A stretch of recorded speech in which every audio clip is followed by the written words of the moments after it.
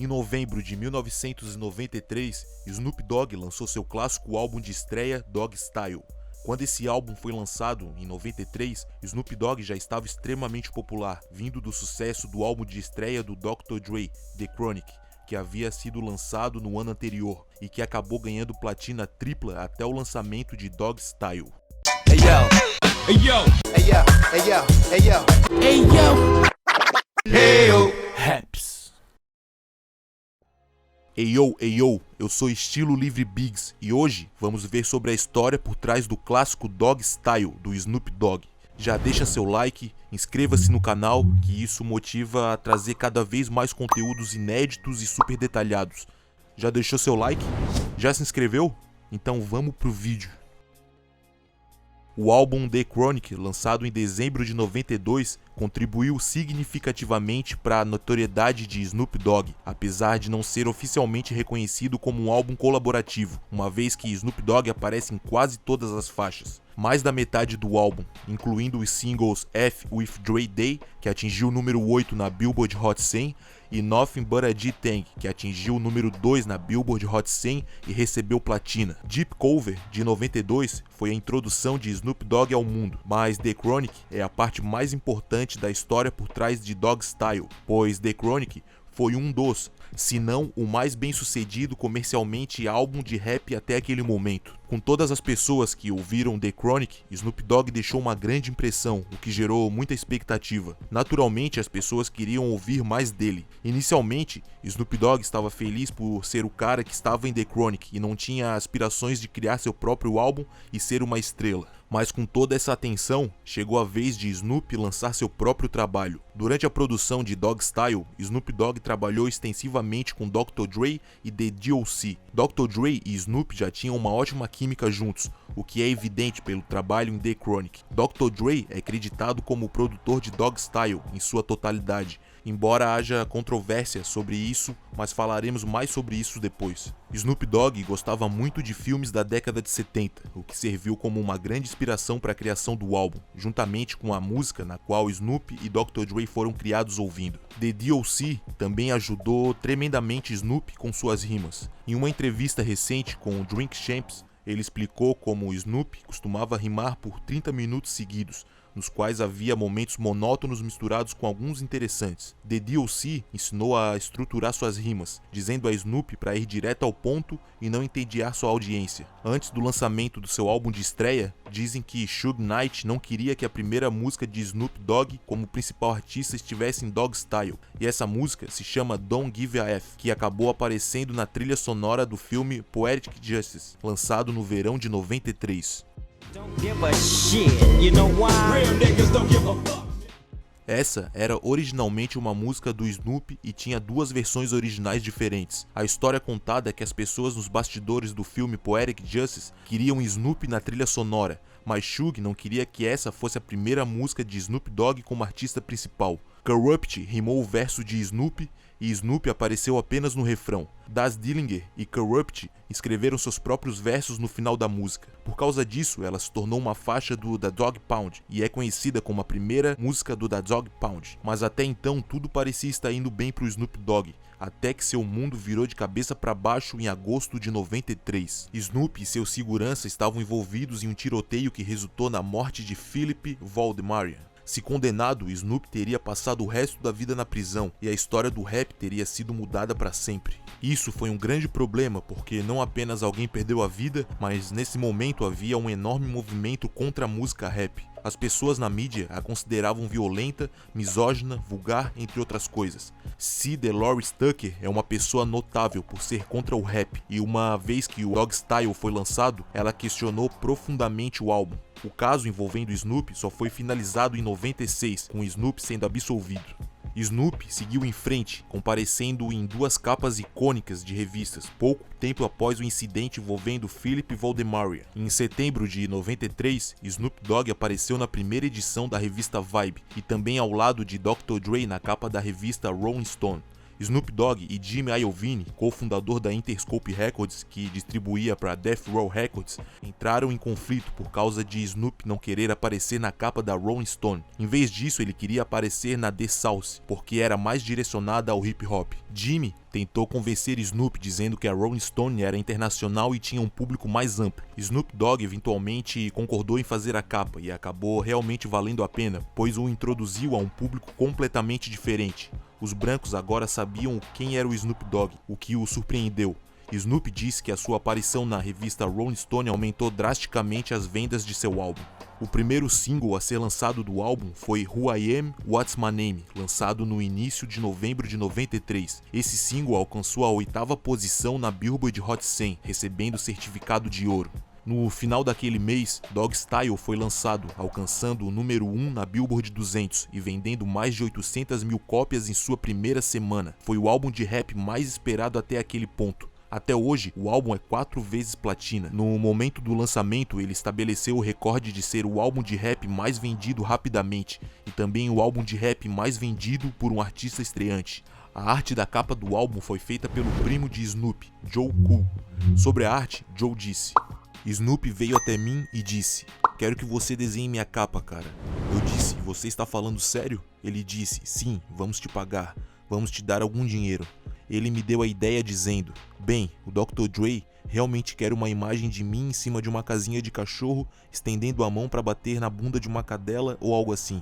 Quero que você desenhe, mas temos que passar pela aprovação do Dre." Dre viu e disse: "Tudo bem, vá em frente." E assim, a arte clássica do álbum foi concluída.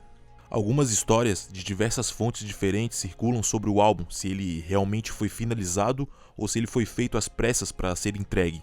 Em uma entrevista para Rolling Stone, em 2013, Suge Knight afirmou que eles tinham apenas uma música pronta antes do incidente envolvendo Philip Valdemarian. Bruce Williams, que em um momento foi o braço direito do Dr. Dre, disse que o Dogg Style nunca foi finalizado. Muitas pessoas não sabem que o álbum nunca foi finalizado. Eles estavam exigindo tanto que esse álbum chegou a um ponto em que os distribuidores disseram: "Vamos cancelar nossos pedidos se vocês não nos entregarem isso." E por 48 horas, Dre mixou o álbum e fez todas as sketches. Então tiveram que gravar tudo isso e foi feito em 48 horas diretas. Pra mim, foi a coisa mais fenomenal do mundo. Você podia ver uma fila de garrafas de Hennessy no estúdio. Havia lagosta e coisas por todas as partes, mas ninguém tocava. Tudo por 48 horas era sobre música. Lembro-me que Dre deitou no sofá por cerca de 15 minutos. Tudo que me lembro é de Snoop com um taco de bilhar batendo no sofá dizendo: "Vamos, Dr. Dre, levanta daí, você tem que mixar meu álbum." Então, em um período de 48 horas, passamos a mixar o álbum de cima a baixo, colocando sketches e então lançando. Em um artigo do Los Angeles Times, no início de novembro de 93, afirma-se que Dogg Style estava 21 dias além do prazo, o que significava que deveria ter sido lançado em outubro daquele ano. O artigo também afirma que Snoop não havia terminado suas vozes para as últimas 2 faixas do álbum.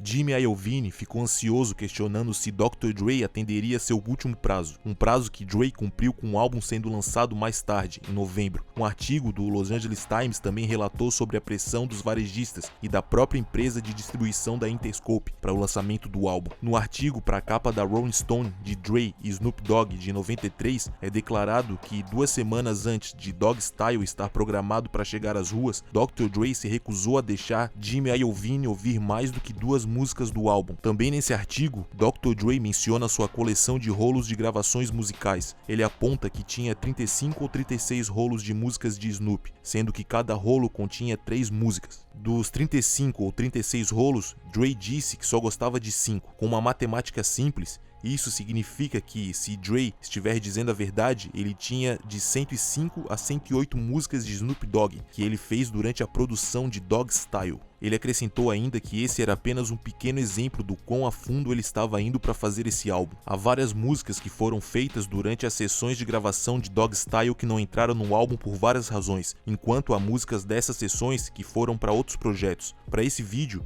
eu vou me concentrar apenas nas músicas que foram destinadas ao álbum e que foram gravadas durante essas sessões. Vamos começar com The Root of All Evil, que seria a faixa de encerramento.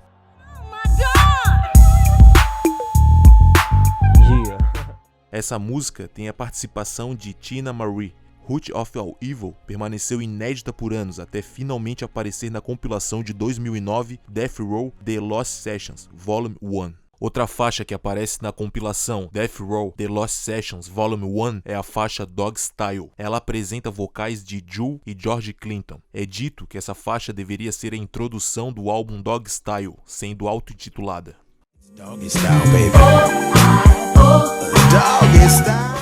Acredita-se que problemas de autorização com o sample da música seja responsável por ela ter sido cortada de Dog Style. Certamente teria sido uma ótima introdução para o álbum, se não tivesse sido retirada. Mais tarde, ao longo do caminho, essa batida foi reutilizada na música A Dog's Day Afternoon, que acabou no álbum Dog Food, de 95, do Da Dog Pound. O instrumental dessa música, do Da Dog Pound, também foi usado em uma música não lançada e sem título, que foi gravada durante a produção da trilha sonora do filme Murder Was the Case. Falling Asleep on Death Row é outra faixa que apareceu na compilação Death Row The Lost Sessions Volume 1.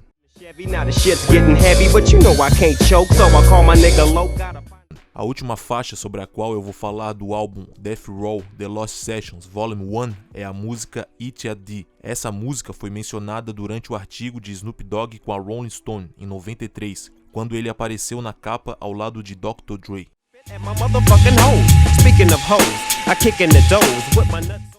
Parte do primeiro verso de Snoop Dogg para a música foi reutilizada em Dog Dog World, que apareceu em Dog Style. Também utiliza praticamente a mesma batida da música Serial K, com pequenas alterações. A música Serial K também apareceu em Dog Style. A música Every Single Day é uma das, se não a primeira de Snoop feita pro Dog Style.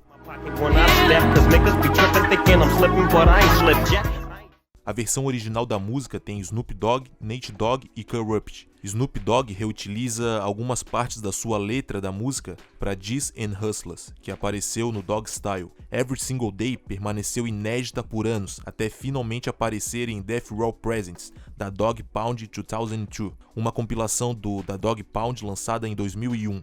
A versão que apareceu na compilação tem Jul ao invés de Nate Dogg. A música Smoke On foi sampleada da música Float On, do grupo Floaters. Não está claro porque ela foi cortada do álbum, talvez também seja por causa do sample ou simplesmente porque ela não se encaixava no álbum.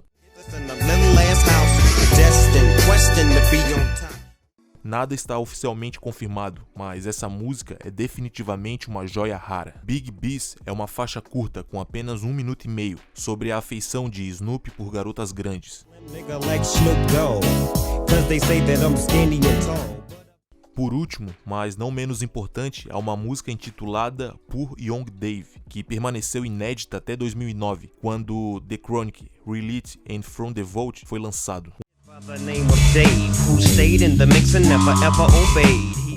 Uma última coisa a ser mencionada sobre a história por trás de Dog Style é que havia uma grande chance de que ele fosse lançado por outra grande gravadora ao invés da Death Row Records. Durante uma entrevista que Suge Knight concedeu à revista Rolling Stone, ele falou sobre como Russell Simmons, cofundador da Def Jam Records, sondou Snoop Dogg para assinar um possível contrato com ele. Eles pensaram que se conseguissem resolver isso com Snoop, poderiam resolver com Jimmy Iovine, e onde isso me deixaria? Então, foi quando as pessoas viraram e disseram: ah, os caras da Death Row são os filhos da pesada, e Suge Knight é um cara agressivo. Alguém teve que enfiar o pé fundo no traseiro do Russell, porque ele pensou que estava na banheira de hidromassagem com os caras com que ele costumava estar. Tivemos que ir lá e literalmente esmagá-lo, senão ele pegaria nossas coisas. Ainda dou crédito ao Snoop, ele se sentou com a Death Row e fizemos acontecer. Todos nós estamos mais maduros agora. Então, essa é a história por trás dos eventos que levaram ao álbum. Agora, na segunda parte do vídeo, eu vou detalhar para vocês a história de faixa por faixa. O álbum começa com a sketch Bathtub.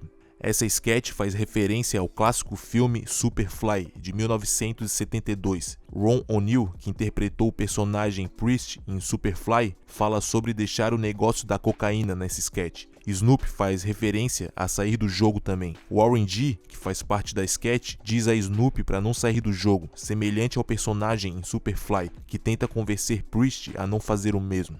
A próxima faixa do álbum é G-Funk Intro. Fazia todo sentido ter George Clinton na introdução, porque ele foi uma grande inspiração para o subgênero G-Funk. Snoop Dogg tem uma profunda admiração por George, porque cresceu ouvindo sua música. Sua geração cresceu ouvindo funk music, o que os levou à ideia de sampleá-lo anos depois. Snoop Dogg diz que George Clinton foi uma das poucas pessoas da geração mais antiga que abraçaram o hip hop em seus estágios iniciais e que permitiram que as pessoas sampleassem sua música e trabalhassem com ele. Muitas músicas de George são interpoladas ou sampleadas ao longo de Dogg Style, e nessa faixa especificamente, a música da banda de George, Funkadelic, intitulada Not Just Knee Deep, é interpolada nessa faixa. The Lady of Rage é destaque na faixa e entrega um verso muito bom, e ela nos joga para a clássica Gin and Juice. Essa música acabou sendo o segundo single do álbum, alcançando a 8ª posição na Billboard Hot 100. Foi certificada como ouro em abril de 94 e, surpreendentemente, ainda não recebeu platina. Gin and Juice é o lar de um dos refrões mais pegajosos da história do rap. O refrão interpolou a música da banda de funk music Slave, chamada Watching You. Em uma entrevista para Pandora sobre a música, Snoop disse: "Gin e suco era a bebida favorita de um jovem malandro em 1991-1992. Quando chegou a hora de fazer o álbum Dogg Style, era minha coisa diária. Eu ia pro estúdio com minha garrafa de gin e suco de laranja,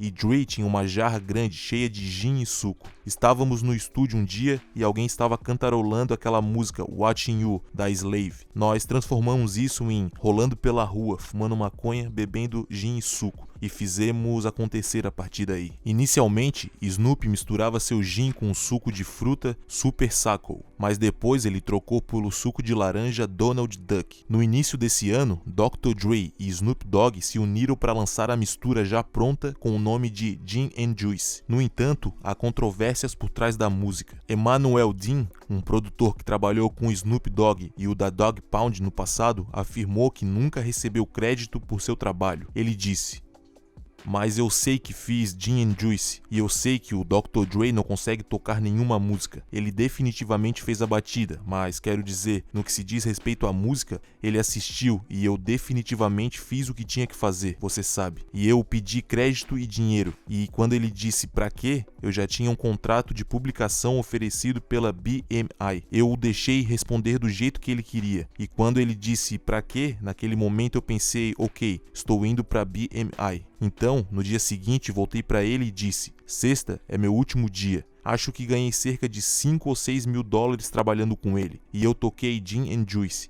e Snoop Dogg Dogg no dia seguinte em que conheci o Dr. Dre. No segundo dia que eu conheci, fiz Snoop Dogg Dogg. Não consegui nenhum disco de platina." Daz Dillinger até reconhece oficialmente Emmanuel como o produtor da música. Ele disse que Emmanuel tocava o teclado e criava as melodias, enquanto Dr. Dre apenas fazia a bateria, e concordou que Dr. Dre deveria tê-lo creditado. Daz Dillinger também enfrenta seus próprios problemas por não receber crédito adequado de Dr. Dre. Ain't No Fun é apenas uma das músicas que ele diz ter produzido, mas Dr. Dre leva crédito por ela ao longo dos anos. A produção de Dr. Dre tem sido questionada muitas vezes por pessoas que tiveram experiências semelhantes às de Daz e Emmanuel. Emmanuel, infelizmente, faleceu em 2019 sem receber seus devidos créditos.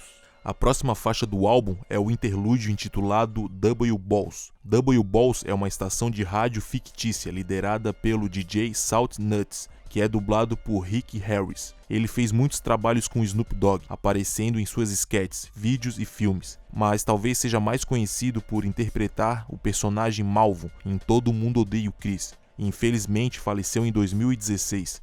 Aparentemente, o nome DJ Eazy-D que ele cita na música é uma provocação ao Eazy-E, em vista da treta do Dr. Dre com o Snoop Dogg, da qual o Snoop Dogg acabou herdando. Há muitas insinuações sexuais, não apenas nesse interlúdio, mas ao longo de todo o álbum. O próprio nome do álbum já traz isso. Da Shiznit é a quinta faixa. Shiznit é uma gíria usada para se referir a algo de alta qualidade ou excelente.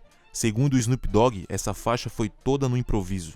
The D.O.C. disse que isso é verdade e também afirmou que Snoop Dogg estava nesse ritmo durante todo o álbum. Numa barra do primeiro verso, Snoop diz "Shoot the next episode", porque ele havia dito um ano antes, na música do Dr. Dre, Nothing But a G-Thing. Essa linha foi inspirada no que Erick Sermon disse em uma música do EPMD, intitulada It's My Thing. Originalmente havia uma música intitulada The Next Episode, que estava planejada para o álbum Dog Style. Ela estava listada nas faixas fornecidas aos varejistas antes do lançamento do álbum, mas acabou não aparecendo oficialmente na versão final. Existem duas razões diferentes para isso ter acontecido. Alguns dizem que foi por causa de um sample não autorizado, enquanto outros afirmam que foi devido a um prazo para entregar o álbum. A música não pôde ser mixada e masterizada a tempo, então foi deixada de fora. De qualquer forma, acabou não aparecendo. Uma versão simplificada foi posteriormente usada na música de Warren G, Running With No Breaks, que apareceu em seu álbum de estreia Regulate, de Funk Era, de 94. O rapper Crooked I mais tarde usou em sua música Real Thugs. As pessoas procuraram por essa versão original por anos, mas em 2018 uma reconstrução da batida em baixa qualidade foi feita por um fã e upada no YouTube por uma pessoa chamada King Zero. Como sabemos, anos depois, em 99, Snoop Dogg e Dr. Dre lançaram a música de grande sucesso The Next Episode, sendo ela completamente diferente dessa versão original. O interlúdio Lori Dori Intro vem logo após Da Shiznit. Dr. Dre e Daz Dillinger aparecem na sketch jogando dominó durante o interlúdio. Durante o interlúdio, Daz pergunta ao Dr. Dre o que estava acontecendo com ele, sendo insultado na TV. Isso foi uma referência à aparição de Eazy-E no programa The Arsenio Hall Show, onde ele insultou Snoop e Dr. Dre. Daz Dillinger insultou Eazy-E na sketch, chamando-o de bobão e maldito portador de HIV. Essa é uma linha muito sombria, porque em 95, apenas 2 anos depois da faixa, Eazy-E realmente morreu de AIDS, que é o estágio avançado da infecção pelo HIV, que ocorre quando o sistema imunológico do corpo está gravemente danificado devido ao vírus. A próxima faixa então do álbum é Lori Dori, que presta homenagem à música de 85 do Doug E. Fresh e Slick Rick, com o mesmo nome, apenas escrita de forma diferente. Snoop Dogg recebeu muitas críticas por fazer essa versão da música, porque as pessoas sentiram que ele estava copiando, mas para ele era apenas uma forma de homenagear. Muitos dos seus amigos pessoais sentiram que, como o Snoop Dogg era da costa oeste, se ele fosse refazer uma música, deveria ser algo de lá e não da costa leste. A música de Doug Fresh e Slick Rick significava muito para o Snoop Dogg quando criança, porque ele estava encantado com a química entre os dois. Ele queria refazer a música porque ele era um grande fã e queria mostrar sua admiração. Embora Snoop Dogg tenha amado fazer essa música, na verdade foi Dr. Dre quem deu a Snoop a ideia. Snoop Dogg disse às pessoas que não gostavam do que ele estava fazendo para ele se catar. Também deve ser mencionado que o Snoop Dogg estava demonstrando respeito a Slick Rick desde 93, porque durante esse tempo, Slick Rick estava cumprindo pena de prisão por tentativa de homicídio, entre outras acusações. Falando em casos com a polícia, a próxima faixa do álbum é Was the Case, sem dúvida uma das músicas e videoclipes mais assustadores da história do rap. Snoop Dogg fez a música Was the Case antes do seu julgamento, que mencionei no início do vídeo. Meus parceiros escreveram sobre a morte. Veja bem, eu fiz aquela música Was the Case, onde eu estava tipo, cheguei quando minha querida estava prestes a ter meu bebê. Ela nem estava grávida, eu nem tinha sido acusado de assassinato. Essa é a parte F disso. Ele nasceu em 20 de maio, certo? 1994. A acusação foi em agosto de 93. Então eu fiz Was the Case sobre algumas coisas que ainda não tinham acontecido na minha vida. Eu não tinha um bebê, eu não tinha um caso de mas minha escrita estava prevendo coisas que estavam prestes a acontecer. Como dito, Daz, Corrupt e The D.O.C. escreveram a música. O título da faixa é uma referência ao verso de Snoop na música Little Ghetto Boy, que aparece no álbum The Chronic. A faixa Was the Case apareceu no curta-metragem de mesmo nome, que foi lançado em 94. Alguns outros fatos sobre a música são que Daz Dillinger participou da faixa e interpretou o Diabo. Snoop Dogg também performou a música no MTV Music Awards de 93 e no final da performance ele proclamou sua inocência. No final de 96, Snoop foi absolvido de todas as acusações. A última coisa que eu tenho a dizer sobre essa faixa é que, segundo o Snoop Dogg, ele originalmente gravou a música numa batida diferente, mas quando o Dr. Dre deu a ele a batida que conhecemos hoje, Snoop Dogg mudou de ideia. A próxima faixa é Serial K e não tem nada de relevante sobre ela na internet.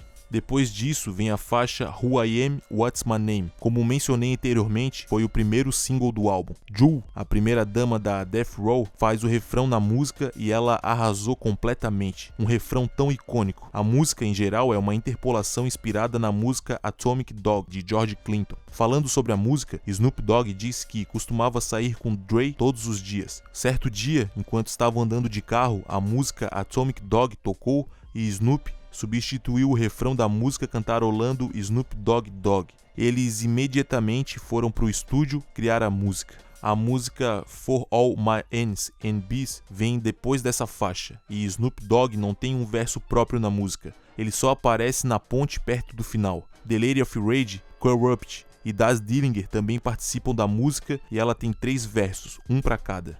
Na próxima música, intitulada Ain't No Fun If The Homies Can't Have None, DJ Eazy-D faz seu retorno na intro da música. Em uma entrevista de 2006, Snoop Dogg disse que Daz Dillinger e Warren G trouxeram a melodia da música pro Dr. Dre, mas Dre deu vida à música. Quando questionado se os dois mereciam crédito por seu trabalho, Snoop disse: eles não mereciam crédito naquela música porque não fizeram o trabalho. Eles faziam batidas, mas Dre produziu aquela música, ponto final. Eu diria isso na cara deles. Eles faziam batidas, mas Dre produziu a música. Se você é um cara de verdade no jogo do rap, vai entender o que eu estou dizendo. Eu posso fazer uma batida, mas posso não produzi-la. Eu posso fazer uma batida, mas posso dizer a alguém sobre o que rimar? Posso dizer quando vir com um refrão? Posso desmontar a batida? Isso é o que é produzir.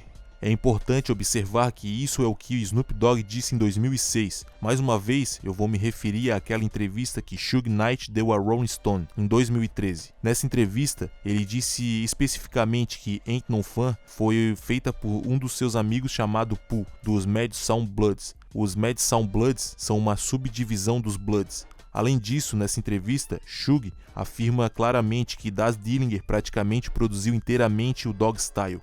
Mas em relação a Ain't No Fun, anos depois houve um processo sobre a música que acabou sendo rejeitado devido ao requerimento ter sido feito tarde demais. Eles tinham um prazo de 3 anos que expirou em 96. De qualquer forma, Nate Dogg fez o primeiro verso na música, que não seria a mesma sem ele. E ele tem um verso muito memorável na música. Warren G e Corrupt também aparecem nela. Após Ain't No Fun, Snoop Dogg faz uma pausa com o interlúdio Chronic Relief. Nesse interlúdio, Snoop Dogg diz a uma garota que ela sem ele é como Harold Melvin sem os Blue Notes. Eles nunca teriam feito sucesso. Harold Melvin em The Blue Notes era um grupo de soul. Sem os Blue Notes, ele diz que Harold Melvin nunca teria feito sucesso. Basicamente, Snoop está dizendo à sua garota que ela não seria nada sem ele. Chegamos então até a 14ª faixa, intitulada Dog Dog Road, que acabou sendo o último single do álbum. Dog Dog Road tem participações de The Dramatics, Nancy Fletcher e da Dog Pound. O refrão da música é uma interpolação de uma linha da música If It Ain't On Thing, It's Another, do Richard Dimples Fields. Essa faixa é seguida pelo interlúdio Classroom, que transita para a música G's and Hustlers. De acordo com Snoop Dogg, essa música deveria ser apenas uma checagem de microfone. Nessa checagem de microfone, ele improvisou, e essa improvisação se tornou o que ouvimos hoje. O interlúdio Checking é o último interlúdio do álbum e faz referências ao filme de 73, The Mac. A próxima faixa do álbum é G's Up, Eight's Down. Segundo Snoop, essa música estava apenas nas primeiras 100 mil cópias do Dogg Style. Acabou não aparecendo nas cópias posteriores do álbum devido a problemas com a liberação do sample de The Look of Love, do Isaac Hayes. G's Up, Eight's Down sempre foi notavelmente impossível de ser reproduzida em serviços de streaming, mesmo quando Dogg Style foi reenviado para os serviços em 2023. Mais tarde, ainda em 2023, para o 30º aniversário do Dogg Style, o filho de Isaac Hayes anunciou que a música G's Up, Eight's Down finalmente apareceria nos serviços de streaming. Ele acrescentou ainda que o problema com o sample não ter sido liberado não foi culpa de seu pai, mas sim de forças dominantes na época. A música Pump Pump, com participação de Malik, primo do Snoop Dogg, encerra esse álbum clássico. Ela é outra faixa da qual eu não encontrei nenhuma informação relevante sobre, mas é uma das faixas, para mim, mais divertidas do Snoop. Por fim, o impacto e a influência desse álbum, não apenas na costa oeste, mas no cenário como um todo, são imensos. Dogg Style também é importante porque solidificou a Death Row como gravadora. The Chronic foi o primeiro lançamento e foi um sucesso, mas Dogg Style foi lançado menos de um ano depois e realmente impulsionou a gravadora. Agradeço por você ter acompanhado comigo mais essa jornada e até o próximo Ayo!